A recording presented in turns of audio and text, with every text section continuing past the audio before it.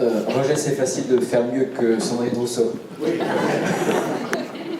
Bien, je voudrais, merci d'abord d'être venus nombreux ce soir. Je voudrais saluer la puissance invitante, je voudrais saluer Jean-Christophe. Alors, il y a une particularité ce soir, puisque je suis là comme candidat à la présidence de LR, et pour autant, celui qui m'invite n'a pas sa carte LR. J'espère qu'un jour, ça viendra, je vais essayer de le convaincre. Comme il l'a très bien dit, Jean-Christophe, on se connaît depuis longtemps. On a tissé ensemble des liens d'amitié. Et ce que j'ai toujours admiré chez Jean-Christophe, c'est sa capacité de réflexion. Je pense qu'aujourd'hui, au point où on en est, une grande bascule du monde dans lequel on vit, on a besoin de femmes et d'hommes politiques qui sachent se proster et qui sachent avoir des réflexions approfondies sur le pays, sur les choses. Et c'est tout, Jean-Christophe. Je suis très sensible en plus, puisque moi je suis provincial, mais toute ma trajectoire, je l'ai faite à partir des territoires. Président de communauté de communes d'un beau département, la Vendée, que je ne me renie pas mes racines, président d'une région.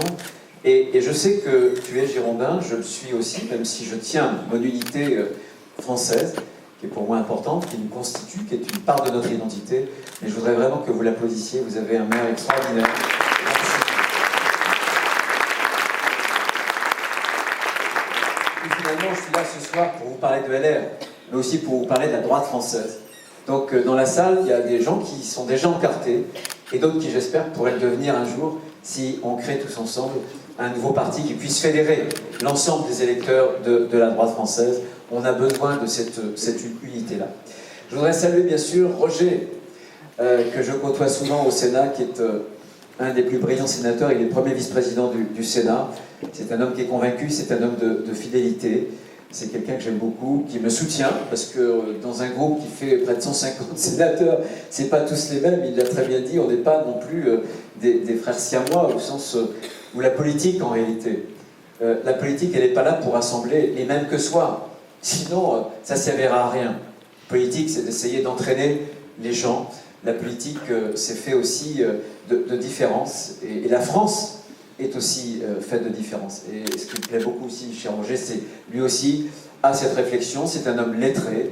On partage en commun, je pense, ce goût des lettres, ce goût de l'histoire de France et de l'histoire tout court. Et je pense que cette histoire-là, cette relation qu'on peut avoir au passé peut nous éclairer aussi pour notre avenir. Merci, un grand merci, mon cher.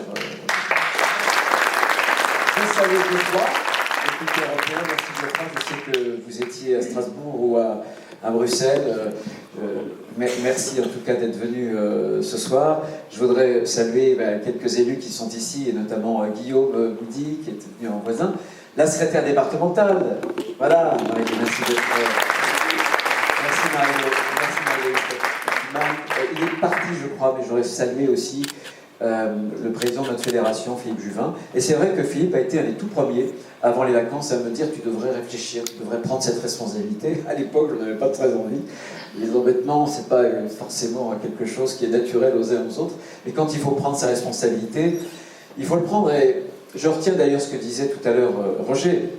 Ce que moi je peux apporter par rapport à d'autres, c'est à la fois la clarification, parce qu'on aura besoin, on a beaucoup déçu les Français, on a besoin d'une clarté.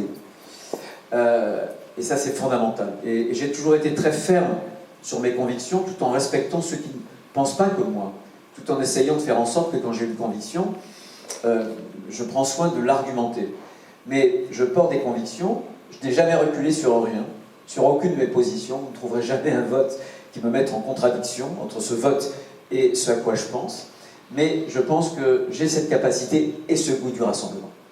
Et franchement, au point où on en est, si on veut vraiment trop cliver, trop opposer les uns aux autres, attention, on peut terminer sur une cabine téléphonique, et elles sont de moins en moins nombreuses au sein de nos villages. C'est ce double aspect, cette possibilité d'être ferme sur les idées, mais aussi ce souci d'unité qui est absolument pour moi. Je voudrais saluer aussi les élus, le papa de Valérie, que j'ai le plaisir à retrouver, voilà, et puis celles et ceux. David aussi, ça me touche beaucoup, David, que tu sois là ce soir. Mille merci, vraiment. Mes amis, ce soir, je voudrais, parce que pour beaucoup d'entre vous, vous avez été déçus par la droite, Roger l'a dit, 3 élections présidentielles et 3 échecs. Au point où on en est, je pense que vous êtes tous des courageux, vous êtes tous des convaincus. Chacun d'entre vous, vous portez cette petite flamme, qui est la flamme, je pense, de vos convictions, la flamme aussi de votre courage. Et votre courage m'oblige aussi à avoir le courage d'être un peu cash et de vous dire ce que j'ai au fond du cœur, de vous dire réellement comment je vois l'avenir de notre famille politique et puis aussi l'avenir de la France et de la droite en France. Moi, je pense que si on se contente de faire comme avant, si on reprend les vieilles habitudes, si on se contente de récoliner simplement la façade, je pense qu'on disparaîtra. Un grand auteur français qui est Paul Valéry disait juste au sortir de la Première Guerre, il nous avertissait pour nous dire que les civilisations sont mortelles. Alors combien plus les partis sont mortels. Si on ne change rien, on est mort. Mais je pense vraiment, alors que quelqu'un l'a dit tout à l'heure, jamais la France n'a eu autant d'électeurs de droite. Je pense vraiment que si demain la droite parle vrai, avec sincérité, que si la droite parle clair, alors on peut construire un nouveau chemin d'espérance. Et c'est celui que je voudrais vous proposer ce soir. Pour ça, il faut s'engager, il va falloir se battre, créer un nouveau parti, pas en faisant table rase, en respectant nos valeurs, en respectant ce à quoi nous croyons. Mais quand je dis nouveau parti, c'est que je crois que les Français ont été tellement déçus que si on veut leur donner une preuve comme quoi on a appris de nos échecs et qu'on a vraiment changé, alors il faudra leur dire, la première preuve qu'on apporte, c'est qu'on s'est, si j'ose dire, doté de quelque chose de très neuf. Moi, je pense que notre parti, c'est le mal français. C'est le mal français. Est trop centralisé. Il est trop verrouillé et il est trop parisien. Ce que je souhaite, et c'est mon projet, c'est que si demain on veut construire un grand parti populaire, un parti patriote, parce que je crois que lorsqu'on est des militants de droite, on est d'abord des militants de la France. La droite et l'air sont des moyens. La finalité, c'est la patrie, c'est la France. Donc un grand parti populaire de droite qui a vocation, comme je le disais, à fédérer la droite, tous les électeurs de droite. Parce que moi, jamais, je ne me résignerai à ce que des gens qui votaient LR jadis votent désormais Macron, ont voté Zemmour, votent parfois Le Pen ou ne votent plus du tout. Je veux qu'on puisse et qu'on soit capable de fédérer tous les électeurs de droite qui sont beaucoup aussi des orphelins. Mais pour autant, si on veut élargir la base de notre parti, et c'est vrai dans tous les partis d'Europe, de droite ou de gauche, tous les partis qui ont une base populaire, qui se sont élargis, ils ont mis au centre de leur fonctionnement le militant. Et quand je dis je veux rendre le parti à ses militants, quand je dis je veux donner la parole à nos militants, simplement je veux vous donner la capacité de décider. Par un bulletin de vote, par des référendums internes, dès lors qu'il ne s'agit non pas des décisions du quotidien, mais des grandes orientations. Quand après le deuxième tour de la présidentielle, les uns et les autres, nous étions une énorme majorité, Roger, et beaucoup d'autres ici, à être sur une ligne très ferme d'unité, mais surtout d'autonomie, d'indépendance de la droite française vis-à-vis de Macron, parce que nous ne sommes pas Macron compatibles. Parce que Macron et nous, c'est différent. Et puis quelques-uns, ils étaient très peu, mais voulaient aller dans une coalition avec Emmanuel Macron. Moi, je trouve que ce genre d'orientation doit être tranché. D'abord, par nos militants, qui payent une cotisation. Et je ne pense pas qu'il faille faire de nos adhérents, de nos militants, de simples distributeurs de tracts, des colleurs d'affiches, des remplisseurs de salles. Et si je veux redonner la parole aux militants, c'est que j'ai une certitude, c'est que le courage sera au rendez-vous. Parce que les militants, ils ne font pas des calculs à trois bandes. Jamais. Tout simplement, ils ont des convictions et ils auront le courage de les affirmer. Et pour moi, c'est fondamental. Bien sûr, alors on me dit souvent dans un certain nombre de salles, mais qu'est-ce que vous faites pour les jeunes? J'en parlerai tout à l'heure. Je pense que les jeunes, il ne faut pas faire du jeunisme. Les jeunes, ce n'est pas un continent à part. Je pense qu'il faut leur parler d'un idéal français, d'abord. D'abord d'un idéal français. Ce qui me marque beaucoup, c'est que de très nombreux jeunes choisissent la radicalité. Ils votent Le Pen, ils ont voté Zemmour, ou ils votent Mélenchon. Parce qu'ils veulent quelque chose de fort. Parce qu'ils veulent, non pas une synthèse molle de la droite, mais ils veulent quelque chose qui ressemble à un idéal. Ils veulent croire en quelque chose. Mais je m'étonne qu'aujourd'hui, on soit, chez nous, de notre parti, très absent des réseaux, des écrans. Les jeunes, c'est plus de 5 heures par jour sur les écrans. C'est leur agora public. On a laissé là encore à Marine Le Pen ou à M. Mélenchon une sorte de monopole. Mélenchon a le média, Marine Le Pen a une web TV. Pourquoi est-ce que nous, on ne serait pas capable de décrypter le monde en donnant notre propre analyse des événements, plutôt que de laisser à d'autres le soin de décrypter pour nous? Pourquoi est-ce qu'on ne ferait pas aussi des applications?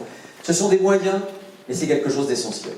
Donc, je veux absolument rendre ce parti à nos militants et faire en sorte qu'on puisse demain créer un parti qui soit vraiment populaire et qui fédère l'ensemble des électeurs de droite. Un mot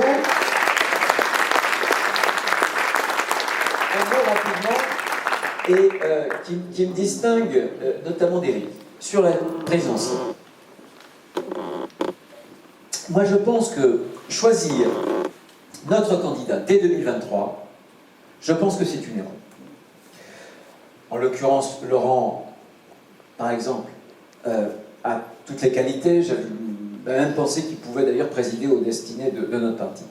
Mais si je pense qu'il ne faut pas mettre la charrue avant les bœufs, si je pense que c'est une erreur de désigner dès 2023 notre candidat, c'est que je pense que ça n'est pas une bonne chose pour le parti et que ça n'est pas non plus une bonne chose pour notre candidat.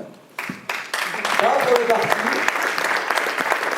pour le parti, parce que si on abandonne notre destin, si on remet notre destin dans les mains d'un individu, on est sûr d'une chose, il n'y aura pas de reconstruction, il n'y aura pas de travail de fond, on s'abandonnera, comme trop souvent à une paresse intellectuelle.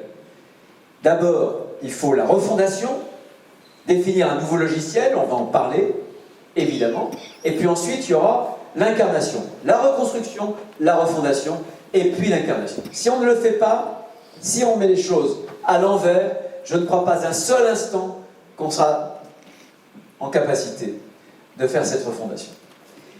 Le problème est que c'est pas seulement mauvais pour le parti, mais c'est pas bon non plus, je pense, pour le candidat. Parce que en 2024, on aura les élections européennes. Et moi, j'espère qu'on pourra en faire une étape de notre reconstruction. Et qu'on essaiera de viser à 10 ou à 12%, ce qui nous permettrait possiblement de monter une marche. Mais vous ne pouvez pas totalement exclure qu'on trébuche. Si on trébuche, et que si on a déjà désigné le candidat, on l'électrocute. Il est grillé. Et tous les médias diront, attendez, ils n'ont pas réussi les européennes, tout simplement parce qu'il y a ce candidat. Donc je pense qu'il faut y aller dans l'ordre, et on ne doit pas faire de cette élection une sorte de primaire, par procuration, anticipée, de la prochaine élection présidentielle. Il y a une élection pour le parti en décembre, il y aura des élections européennes en 2024. Par contre, dès l'élection européenne, juste après, il nous restera 3 ans, et alors là, on allume la fusée. On allume la fusée, on a sorti les primaires rejet des statuts, et en revanche, l'engagement que moi je prends, c'est que ce soit, non pas des chapeaux à plumes, mais que ce soit les militants qui puissent désigner leur candidat. C'est une question de démocratie.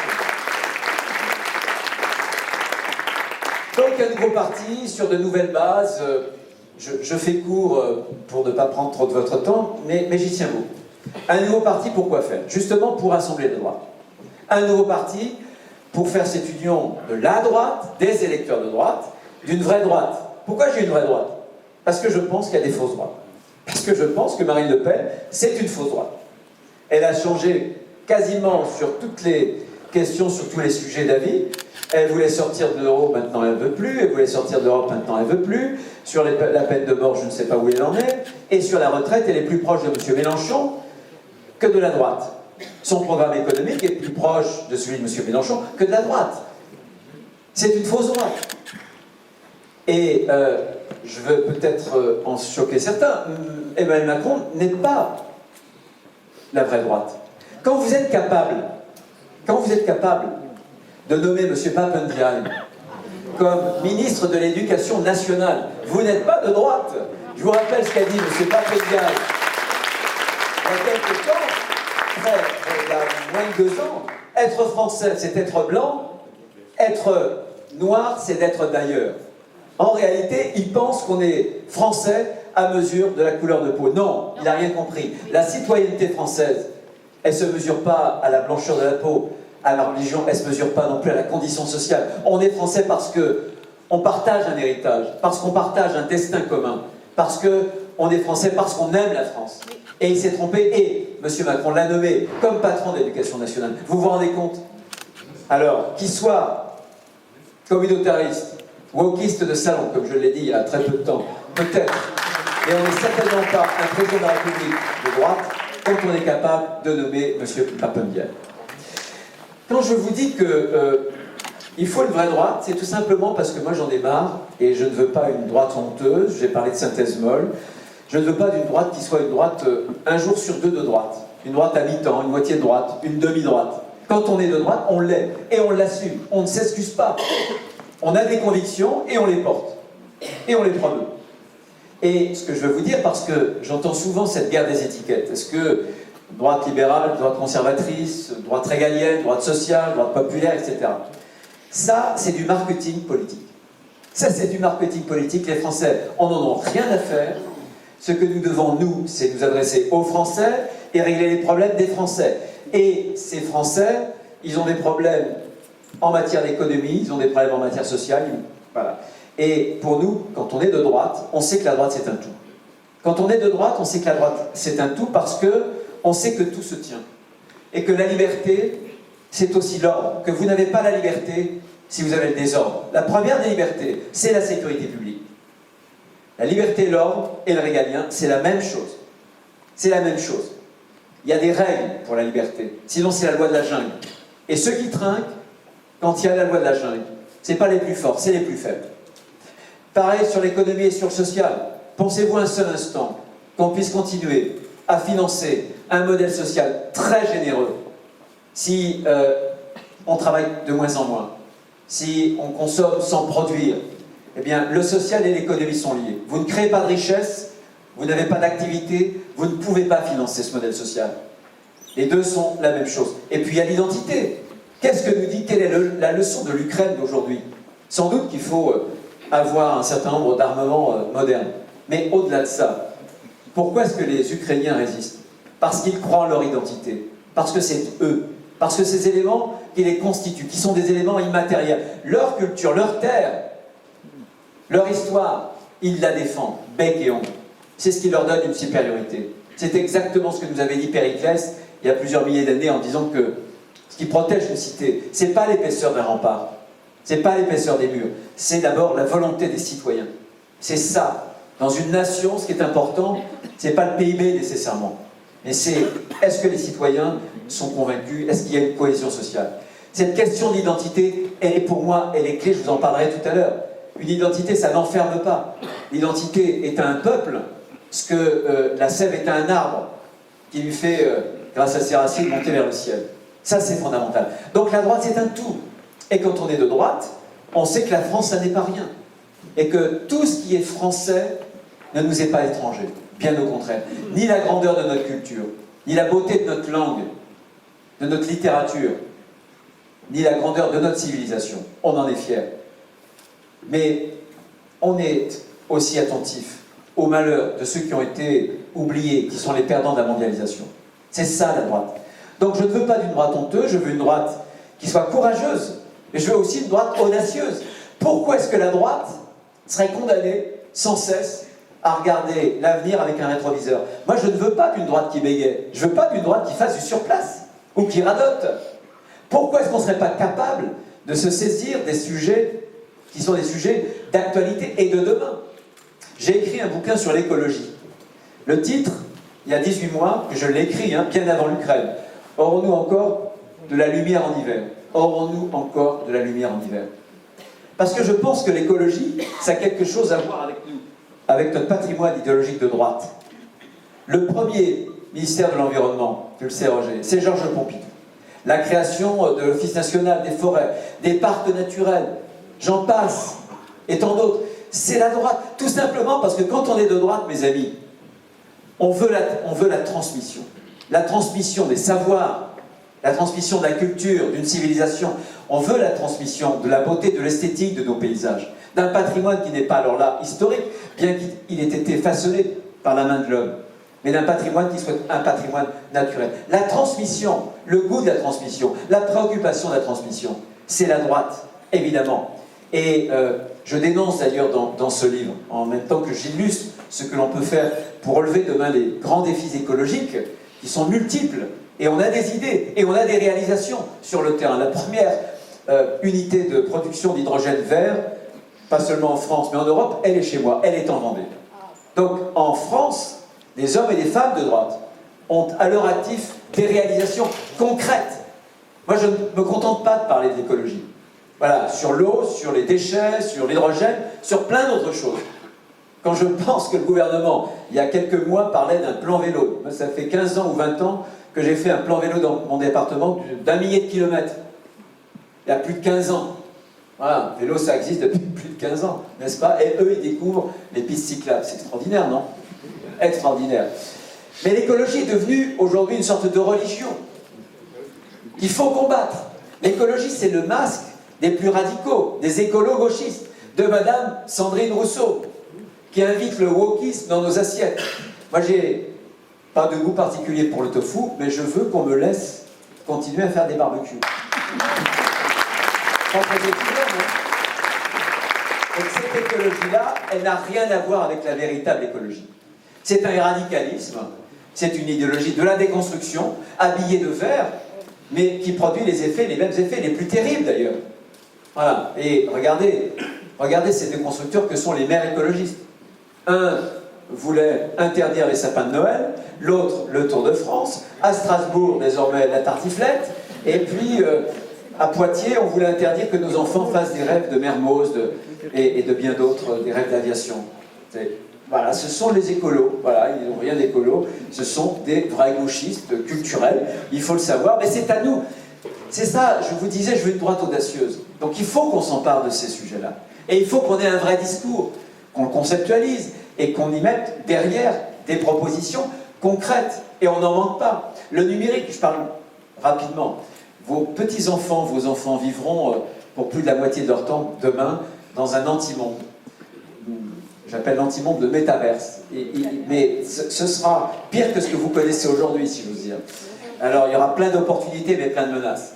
Très franchement, est-ce que dans ce nouvel univers virtuel, est-ce qu'on veut qu'il y ait une zone de non-droit ou une zone de droit? Est-ce qu'on veut que ce soit les règles américaines des GAFAM? Ou est-ce qu'on veut que ce soit des règles européennes, Geoffroy? Ça doit être un sujet européen. Donc, je vous donne à toucher très rapidement des sujets un peu plus audacieux. Bien sûr, je vais vous en parler de l'immigration, du régalien, de l'économie, on va en parler. Mais pourquoi est-ce que nous, la droite, on laisserait ces sujets-là à d'autres qui développent une idéologie qui, à mon avis, est mortifère? Voilà la droite que je souhaite, mais cette droite-là, elle doit être à la hauteur des espérances françaises. Puisque tout à l'heure, Roger parlait du général de Gaulle dans un de ses plus beaux livres, qui est Mémoire de guerre. Général de Gaulle a une phrase qui est une phrase à la fois terrible et magnifique. Cette phrase, je vous la livre. Les espérances d'un peuple sont à l'échelle de ses malheurs. On a parlé du malheur français. On a parlé de ce peuple, notre peuple, qui est un peuple très politique, parce que de tous les peuples d'Europe au moins, et sans doute du monde, c'est nous qui avons la plus ancienne conscience de ce que nous sommes, une communauté nationale. C'est nous qui avons inventé, si j'ose dire, cette forme d'habiter le monde, cette forme collective, l'État-nation. Le problème du malheur français aujourd'hui, c'est que l'État s'est bureaucratisé et que la nation s'est archipélisée. Et que ce pessimisme français vient de ce que c'est l'État-nation qui est atteint. Et le général de Gaulle, lorsqu'il arrive en 1958, avait relevé l'État. C'est le pouvoir de l'État mêlé et articulé au pouvoir du peuple par le référendum. C'est comme ça que de Gaulle a relevé la France. Et demain, il faudra qu'on relève la France, par les mêmes moyens. Mais dans cette phrase, qu'est-ce que nous dit le général de Gaulle? C'est que les exigences et les malheurs sont totalement liés. Aujourd'hui, vous avez un paradoxe. Les Français sont de tous les peuples l'un des plus pessimistes. Les plus pessimistes quant à leur avenir collectif, et plutôt optimistes quand il s'agit, en réalité, de leur devenir individuel. Qu'est-ce que ça veut dire? D'abord, moi, je ne crois pas que dans un océan de malheur public, il puisse y avoir des petits bonheurs privés. Ça, je n'y crois pas. Mais je pense que dans leur tête, dans leur esprit, les Français pensent que finalement, ils se sont plutôt bien débrouillés parce qu'ils viennent des Trente Glorieuses, ils viennent d'un temps où la France était finalement assez riche. Et la peur qu'ils ont, le pessimisme qu'ils ont, ça n'est pas pour eux-mêmes, c'est pour leurs enfants, c'est pour leurs petits-enfants. Il est là le malheur français. Et si la droite demain, la droite française, veut être à la hauteur de ces espérances, si on veut relever précisément ce défi qui est immense, et si on veut stopper le déclin français, il faudra qu'on soit à la hauteur des deux grandes angoisses françaises. Vous ne soignerez pas le malheur français si vous n'êtes pas à la hauteur de ces deux grandes angoisses françaises qui sont totalement intriquées et qui le sont encore plus chez les Français du bas, beaucoup plus que chez les Français du haut. La première de ces angoisses, c'est celle qui concerne notre niveau de vie. Celle que j'appelle le grand déclassement. Le grand déclassement qui concerne précisément le niveau de vie, le pouvoir d'achat. Et l'autre angoisse ne concerne pas la vie matérielle, elle concerne la vie immatérielle. Celle que j'appelle la grande dépossession culturelle et puis identitaire. La première angoisse, c'est l'angoisse du déclassement qui est en train, mais alors, et on vit une époque d'accélération. La France est en train de devenir, mes amis, le pays de la pénurie, du rationnement. On s'en était aperçu au départ de la crise sanitaire avec la pénurie sur les NAS. Et désormais, cette pénurie, elle est en train de s'étendre. Pénurie carburant avec les grèves, pénurie d'électricité, sans doute cet hiver, pénurie de moutarde, pénurie demain d'autres biens alimentaires, malheureusement, pénurie de médecins, pénurie de médicaments. Quand je pense que, et j'en discutais avec un groupe non pas de médecins, mais de pharmaciens, il y a quelques jours, désormais, l'aspirine et ses principes, avec d'autres marques, sont depuis le mois de juin rationnés dans les pharmacies. Vous imaginez, nous sommes un pays qui avons été riche et nous sommes un pays qui est en train de dégringoler par rapport à l'Allemagne, Philippe en parlait tout à l'heure, ou par rapport aux autres pays européens. Qu'est-ce qu'on doit faire? Et comment peut-on mesurer d'ailleurs ce déclin? Il est très simple à mesurer. Vous prenez un Français, un Allemand, il y a 20 ans, c'était le même niveau de vie. Et 20 ans plus tard, le niveau de vie, le décrochage, la différence de niveau de vie entre un Allemand et un Français, c'est 5 000 euros. 5 000 euros. C'est énorme pour un pays quand vous les multipliez par les dizaines et dizaines de millions d'habitants. C'est énorme. Qu'est-ce qui s'est passé? C'est simple. On a fait les 35 heures. Et aujourd'hui, on fait quoi qu'il en coûte. Et eux, ils ont fait l'inverse. Et eux, ils ont fait l'inverse. Et je pense, mes amis, que le pouvoir d'achat, ce n'est pas le problème des chèques de l'État. L'État, ce n'est pas Mère Teresa. Il vous fait un jour un chèque, l'État. Mais demain, il vous fera les poches. À travers et en face de l'endettement, vous avez toujours une taxe. Cette taxe, elle s'appelle impôt, fiscalité. Cette taxe, elle peut s'appeler inflation. Cette taxe, elle s'appelle perte de niveau de vie. Mais il y a toujours une taxe en face d'un endettement. C'est la leçon de l'histoire économique. Aucun pays n'y a jamais échappé par le passé et nous n'y échapperons pas. Donc il faut se relever en se retroussant les manches. En disant aux Français, c'est pas l'État. Parce que désormais, les taux vont être à plus de 3%. On a armé une bombe à retardement qui va éclater d'ailleurs au visage de nos enfants, des futures générations. Balzac avait une très belle phrase. Il avait dit un jour, aucune génération n'a le droit d'en amoindrir une autre. C'est ce que nous faisons aujourd'hui. À travers la dette, nous sommes en train d'amoindrir les générations futures. Nous sommes devenus des prédateurs par rapport à nos enfants, par rapport à nos petits-enfants. Alors ayons le courage de dire 100% des Français, non, vous ne les convaincrez pas. Je suis absolument certain que vous convaincrez, qu'on peut convaincre un quart des Français avec un langage de vérité et de courage, en leur disant, les amis, bien sûr qu'on a un problème de niveau de vie, bien sûr qu'il y a un problème de pouvoir d'achat. Ce sentiment d'appauvrissement, vous le connaissez, vous le ressentez. On ne peut s'en tirer que par le travail. La différence, il nous manque en France, pas par rapport aux Chinois, vous êtes assis, il nous manque 7 milliards par an d'heures travaillées par rapport à la moyenne des pays européens. C'est l'équivalent. C'est comme si vous aviez un manque en France de 4 millions d'emplois à temps plein qui nous manquaient. Eh bien, en face, ces 4 millions d'emplois à temps plein qui nous manquent, vous imaginez la masse d'activité, la masse de richesse qu'on peut créer et qu'on peut répartir entre les Français pour créer de la prospérité, du pouvoir d'achat, du niveau de vie. Donc, il faudra simplement miser sur le travail, faire en sorte de donner la possibilité aux entreprises, par un référendum, de sortir du 35 heures. Celles qui feront plus, il y aura une condition, c'est que chacun y gagne. Le salarié y gagnera parce qu'il n'y aura pas de charge, il n'y aura pas de fiscalité, et l'entreprise parce qu'il y aura l'exonération des charges patronales. Chacun y gagnera, et l'État y gagnera au total, puisqu'il y aura une activité qui sera générée par une masse de travail plus importante. Si on ne fait pas cela, on ne relèvera pas le pays. On n'apportera pas un remède à cette angoisse du déclin et du déclassement. Quand on est pour le travail, ça veut dire qu'on n'est pas pour l'assistance. C'est pas possible. Une allocation, c'est pas un dû. La solidarité nationale, ça se mérite. Une jeune femme, l'autre jour, me disait qu'elle venait de retrouver un travail chez Michelin. Elle était avant au chômage. Elle gagnait 1100 €. Difficile, avec des enfants. Elle rentre chez Michelin, elle gagne un peu plus de 1300 €. Province, 1300 €. Elle dit, Bruno, si j'avais su, je serais resté au chômage. Mes droits n'étaient pas épuisés, mais je dois utiliser la voiture. Elle doit faire plus de 15 km aller, et ensuite 15 retour. Et j'ai mes enfants qu'il faut que je mette à la gare. Et j'ai perdu d'autres subventions, enfin allocations, que la ville me donnait, etc. Voilà où on en est au moment où je vous parle. Aujourd'hui, en France, vous avez 2,5 millions de gens qui sont au RSA, des millions de gens qui sont au chômage, et vous avez des centaines de milliers de postes qui ne sont pas pourvus. Il y a un problème, non? C'est parce que le travail ne paye pas assez. C'est parce que sur votre fiche de paye, il y a trop de charges, et que par rapport à l'Allemagne, par exemple, c'est terrible, nos voisins, il y a le salaire brut en France, il est trop éloigné du salaire net. Parce que l'État se goinfre, parce que les Français n'ont pas des services publics qui correspondent à nos dépenses publiques. C'est faux.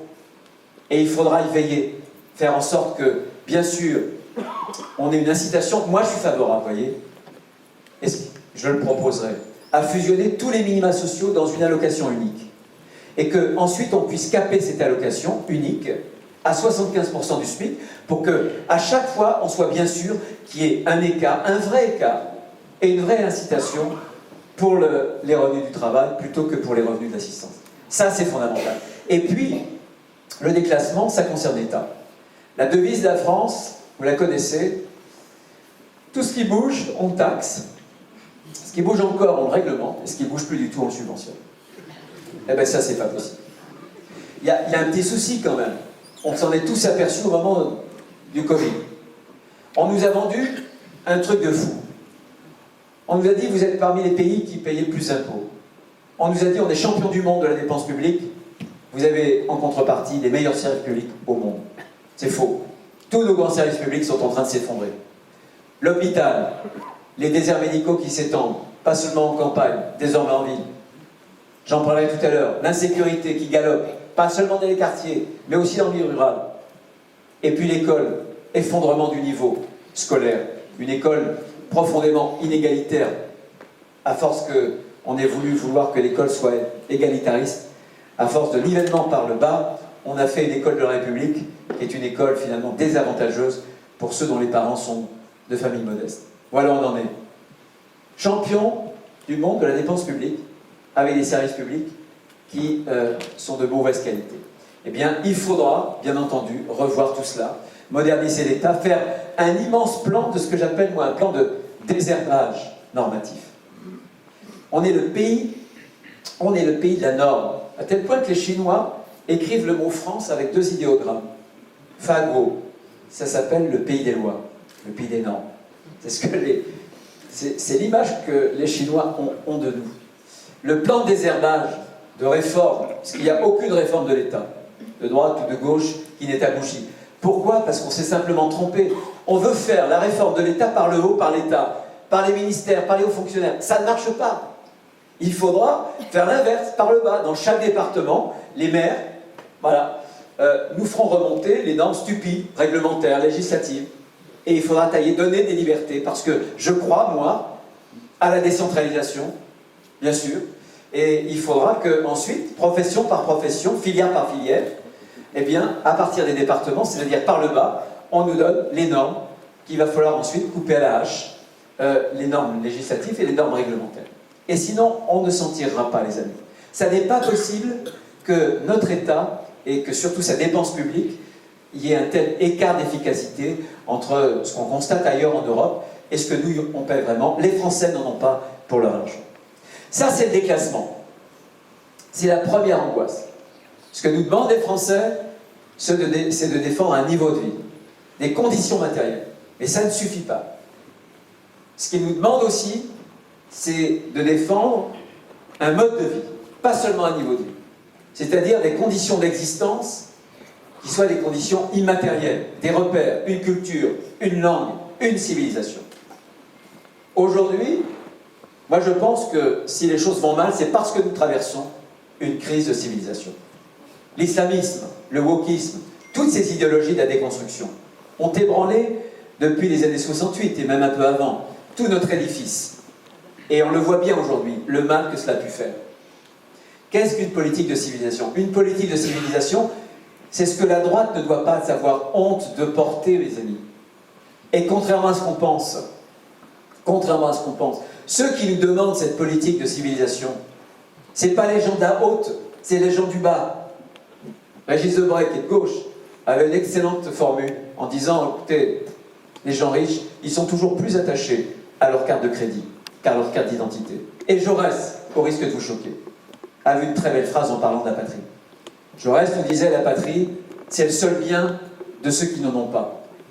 C'est-à-dire que quand on est démuni, eh bien, l'attachement qu'on peut avoir à ses racines, à son identité, à son pays, on y tient. Et ces Français-là, demain, ils ont une trouille. C'est de vivre dans un pays qui leur devienne étranger, avec d'autres repères de leur vie collective. Et ça, nous, la droite, on sait que cette part de l'immatériel, c'est aussi ce qui fait bouger un peuple. J'ai jamais pensé, et vous non plus j'espère, qu'on pouvait faire bouger un peuple uniquement en leur disant « Demain, on va avoir une super productivité, on va avoir un taux d'emploi magnifique ». Est-ce que ça fait bouger un peuple sur la surface du globe? Non.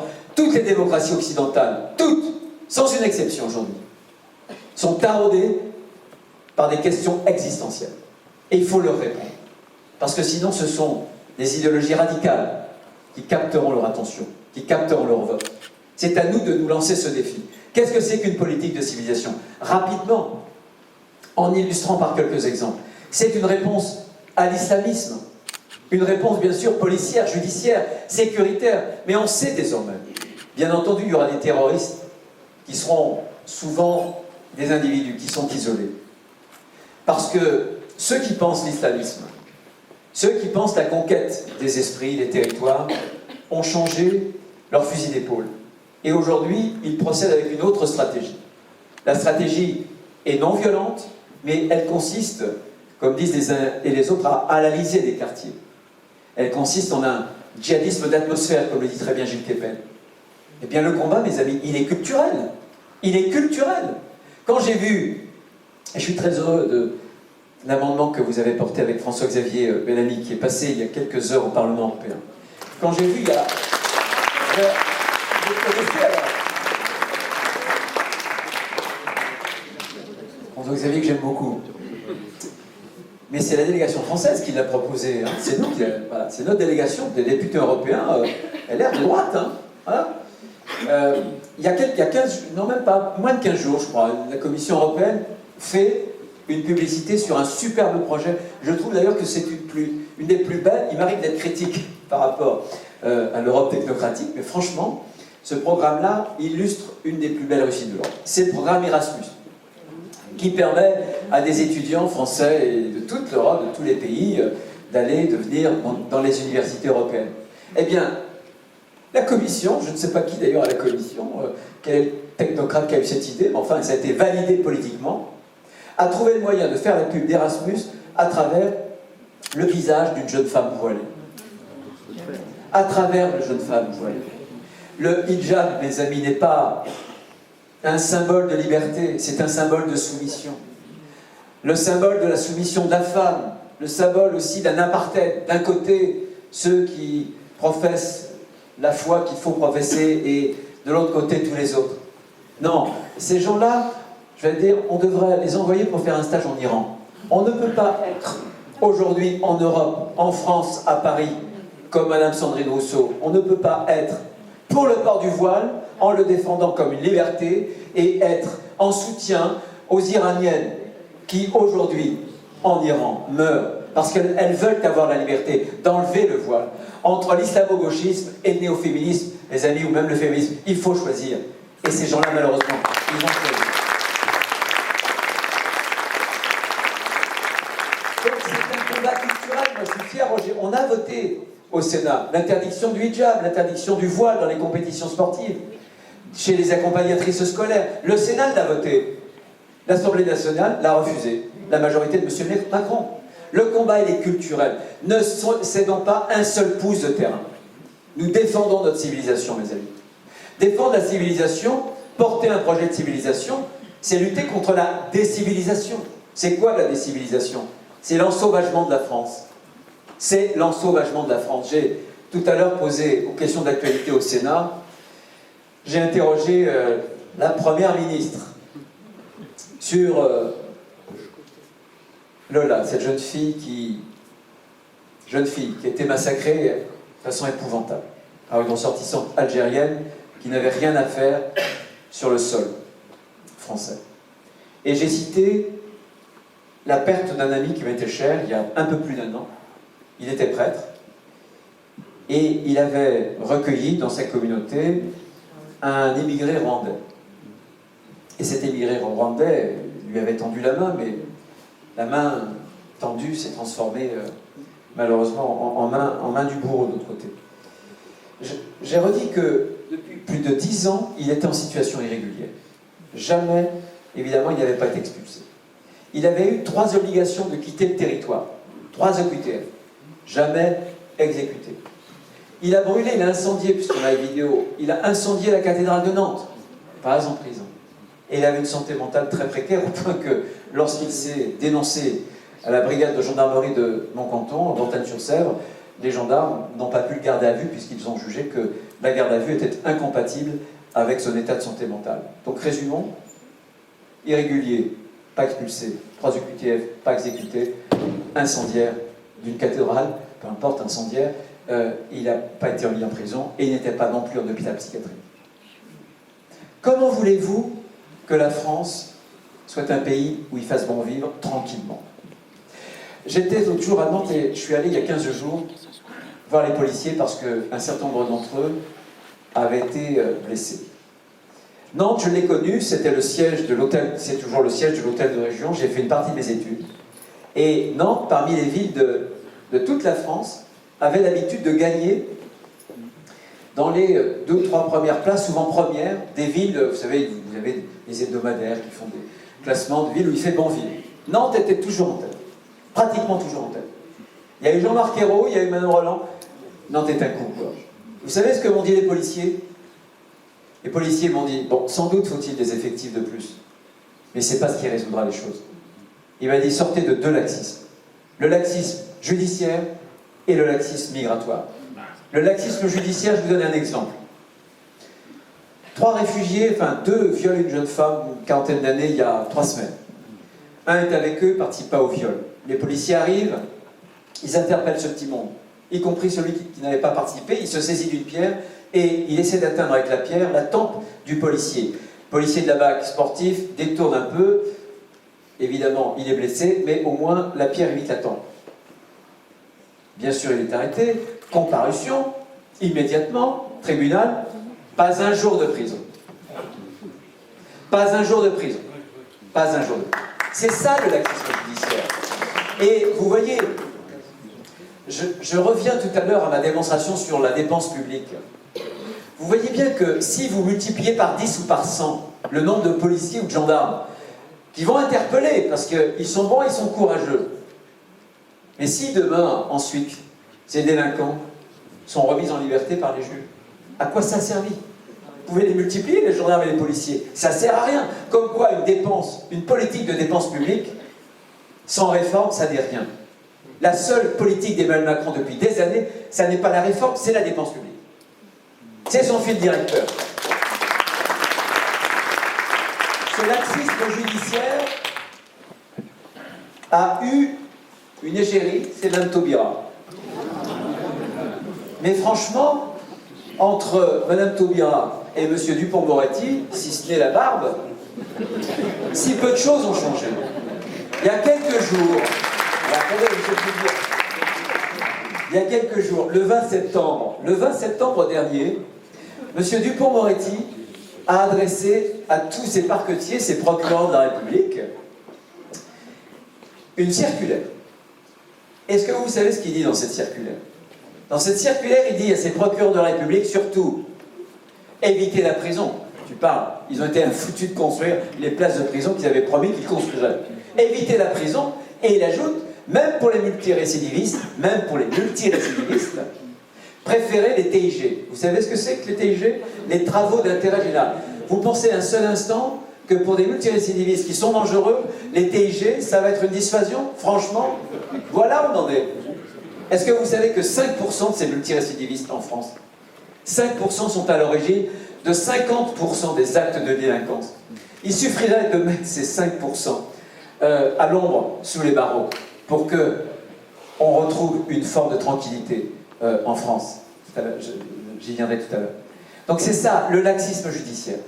Le laxisme migratoire. Les mêmes policiers, devant leur chef qui acquiesçait, il acquiesçait parce qu'il est à quelques semaines de la retraite, donc il avait une très grande liberté, le patron de la sécurité publique de la Loire-Atlantique. Ils m'ont dit, mais, M. Retailleau, dans le grand centre de Nantes, savez-vous la proportion d'immigrés parmi les mises en cause pour les faits de violence sur la voie publique? Parmi ceux qui sont mis en cause pour les faits de violence sur la voie publique, je dis non, je donne un mot le chat, ils m'ont dit entre 60 et 70%. Donc le laxisme migratoire, l'immigration incontrôlée telle que nous l'avons aujourd'hui, conduit à l'insécurité. On a les chiffres désormais. Les chiffres ont été même publiés par le ministère de l'Intérieur. C'est de l'ordre de 1 pour 2. Monsieur le préfet Lallemand, d'ailleurs, a fait un livre où il révèle qu'à Paris, 1 délit sur 2 est le fait d'immigrer et souvent en situation irrégulière. Oui, madame. Je veux dire un mot, ça vous permettra de vous reposer. C'est gentil. C'est gentil. Mais c'est nouveau pour moi. Je vais trembler un peu, ma voix va trembler. La fin du discours, je m'appelle Gioia Leonardi et je suis en France depuis l'âge d'un an jusqu'à maintenant. J'ai été mariée à un Français blanc, mon fils est métis. Je m'appelle Gioia Leonardi et je voulais dire que je suis française, j'adore la France. Sincèrement, j'ai suivi très fière d'être en France. Je vis juste là, sur l'esplanade de la Défense. J'ai suivi... Vous avez de la chance. J'ai suivi pendant des années François Fillon quand il était ministre. Exactement. Et j'ai été bouleversée par ce qui s'est passé. J'ai participé à ces meetings à ma façon. Et quand j'ai su, sincèrement, que vous vous présentez pour être président de LR, j'ai couru le mois dernier dans le 15e et j'ai adhéré. J'ai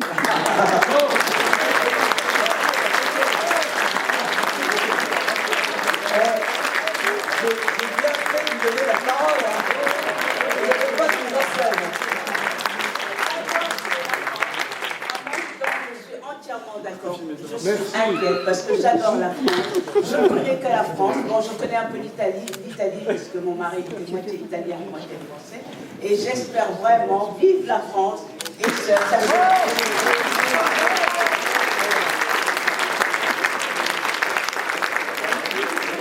Quand je vous disais, on n'est pas à la mesure de la couleur de la peau. Voilà. Eh bien, vous êtes plus française que bien des Français. Bravo. Bravo.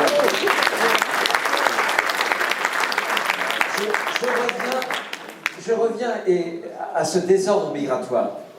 Et ce désordre migratoire, les premiers qui sont, si j'ose dire, les victimes, c'est ceux de nos compatriotes qui sont issus de l'immigration et qui ont fait un effort d'assimilation. Et qui, eux, ne veulent pas se retrouver amalgamés et mélangés à ceux qui n'ont jamais voulu s'assimiler, s'intégrer. C'est ça qu'il faut dire. Et aujourd'hui, vous savez que c'est pas le Sénat, hein, c'est pas l'Assemblée nationale, c'est même pas le président de la République qui fait l'immigration en France, qui choisit qui doit mettre le pied sur le sol français.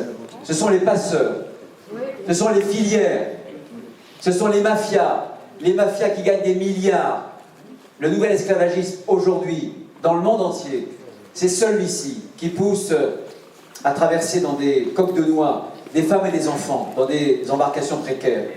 Et parce que, en France, c'est pas moi qui le dis, en France, nous avons le système de tous les pays européens le plus avantageux, en matière d'asile, de droit d'asile, en matière d'accès gratuit aux soins pour les clandestins, en matière de regroupement familial, en matière de naturalisation. C'est pas moi qui le dis, c'est Didier Lesky, c'est un préfet. Il vient de la gauche, Chevènement-Tisse, tu le connais, Roger. Il a fait un petit livre et il a tout documenté. Il faudra bien entendu arrêter ces pompes aspirantes.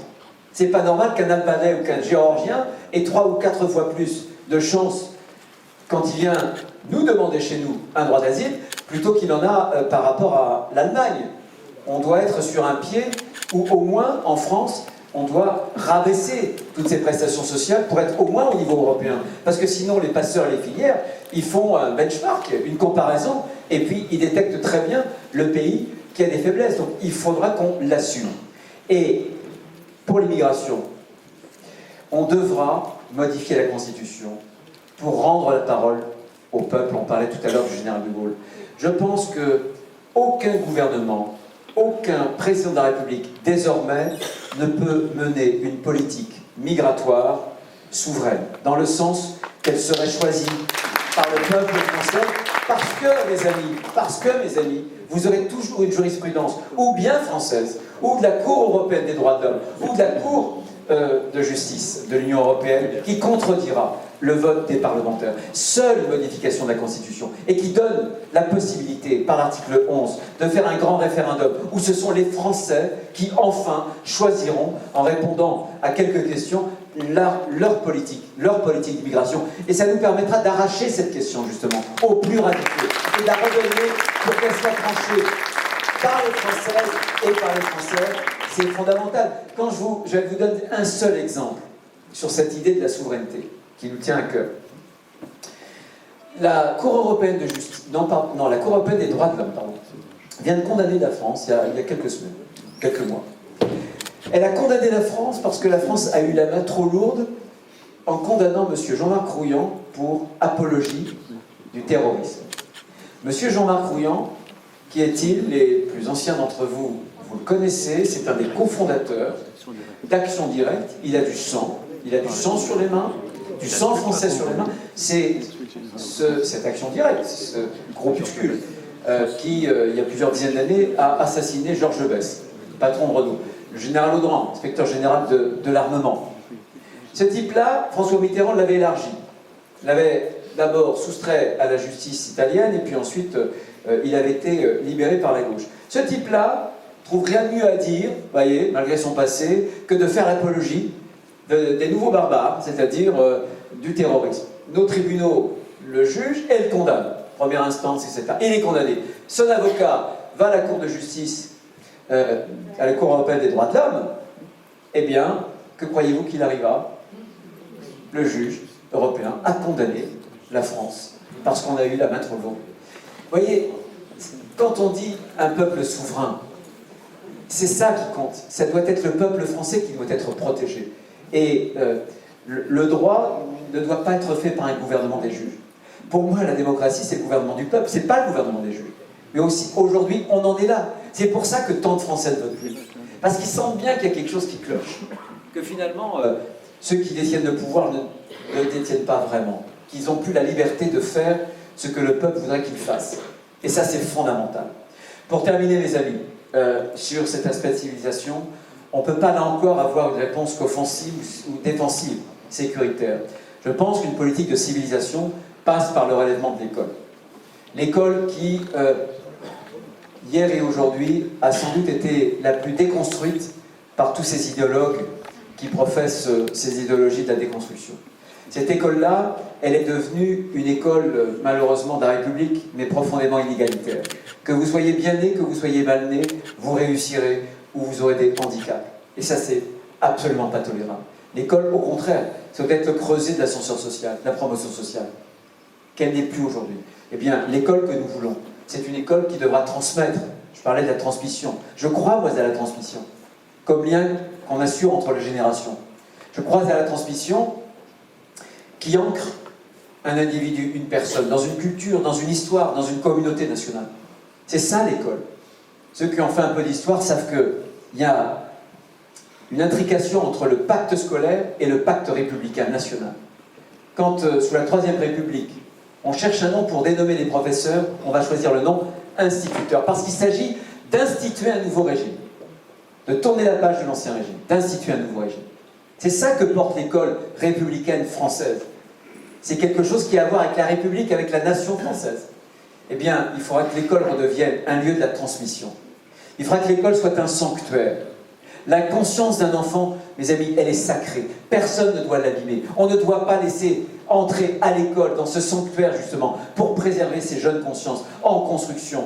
On ne doit pas laisser rentrer par tous les vents les idéologies. Pas plus l'islamisme. Aujourd'hui, on parle des camis, des abayas. Hier, on parlait du voile. Mais toutes les idéologies. Moi, je ne veux pas demain qu'à l'école, notamment primaire ou en maternelle, on dise au petit garçon, tu devrais jouer avec un tracteur, et à la petite fille, tu devrais jouer plutôt l'inverse. La petite fille, pardon. C'est un penchant. La petite fille avec le tracteur et le petit garçon avec la poupée. L'école, c'est l'instruction. Les parents, c'est l'éducation. Voilà, préservons nos enfants. Quoi qu'on pense de tout cela, préservons les enfants au moins de ces idéologies. Et construisons ensemble une école qui soit une école de la fierté française. Où on arrête de dire que la France doit être perpétuellement coupable du pire des crimes, comme avait dit M. Macron en Algérie, crime contre l'humanité. Non, la France est une belle nation. On a écrit dans l'histoire du monde, de l'humanité, des pages glorieuses. Des pages glorieuses, il faut en être fier. Il faut demain que nous ayons cette école qui puisse célébrer les héros français. Une école où on retrouve cet amour de la France. Voilà, mes amis. Maintenant, j'ai besoin de vous. Si vous sentez qu'on partage les convictions, il y a une élection qui va se dérouler au début du mois de... Le premier tour est au début du mois de décembre. Et pour participer à cette élection, il faut avoir une carte. Cette carte, vous pouvez l'acquérir, c'est un coup de cher, avant le 3 novembre. Roger, c'est ça, avant le 3 novembre. Après, vous ne pourrez pas y participer. Encore une fois, je sais que dans cette salle, certains ont leur carte. D'autres ne l'ont pas. Dans chaque salle, à chaque fois, j'étais dans le Var ce week-end, j'étais juste à côté, juste avant, et j'ai toujours des salles où les gens, voilà, il y en a, il y en a pas, peu importe. Reprenez votre carte. Ce que l'on veut pour reconstruire un nouveau... Oui, voilà, vous avez raison d'abord dire. Ce que moi je veux, c'est relever la droite française. Et si vous n'êtes pas LR, je suis certain que les convictions que j'exprime, elles vous touchent. Et je suis certain que vous avez en partage avec moi une idée de la France. Et vous savez que la France est en train de chuter, qu'elle dégringole, et vous avez envie de faire quelque chose pour la France. Alors moi, je voudrais vous embarquer dans cette aventure. Pour ça, vous prenez une carte. Il faut que vous disiez à votre famille, à vos amis, à vos voisins. C'est comme ça qu'on pourra y arriver. Mais ne croyez pas un seul instant, mes amis, que le mot fatalité soit un mot français. Dans l'histoire de France, on a eu plein d'occasions où on a chuté et on s'est relevé. Dans l'histoire du monde, je pourrais vous citer des dizaines de pays qui ont traversé des passes difficiles et qui, par un homme ou une femme politique, se sont relevés. Et croyez-moi, la France, elle est bourrée de talent, beaucoup plus que bien d'autres pays. Et qu'il suffirait de très peu de choses, du courage, de la vérité, de la sincérité pour la relever. Non, la France n'accepte pas ce mot dans son vocabulaire, le mot fatalité. Parce que la France, c'est un combat toujours recommencé, toujours renouvelé, contre le fatalisme, contre le défaitisme. Parce que la France, dans l'histoire des hommes et des femmes, mes amis, c'est un miracle d'histoire, d'où des grands chaos peuvent naître des beaux sursauts. C'est ça la France. C'est cette vérité profonde et éternelle qui est celle de notre pays. C'est cette vérité en laquelle je crois que je sers aussi, que demain je veux servir.